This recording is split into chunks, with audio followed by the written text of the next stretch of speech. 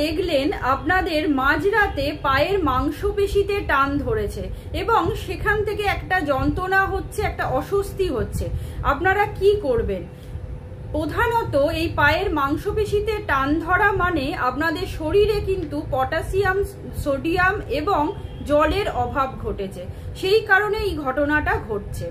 এই ঘটনাটি ঘটলে আপনারা তৎক্ষণাৎ যেগুলো ফলো করবেন, প্রথমেই বলি আপনাদের যে জায়গায় টান ধরেছে পায়ে সেই জায়গাতে আপনারা বরফে সেঁক দেবেন।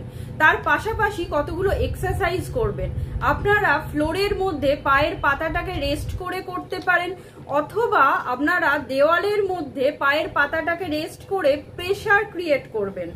এর পরের যে এক্সারসাইজটি হলো, আপনারা যে পায়ে হয়েছে সেই পাটাকে একটা চেয়ারে বসলেন, পাটিকে কোমর পর্যন্ত এরকম ভাবে তুললেন, তুলে পায়ের পাতাটাকে একবার সামনের দিকে একবার পেছনের দিকে করলেন।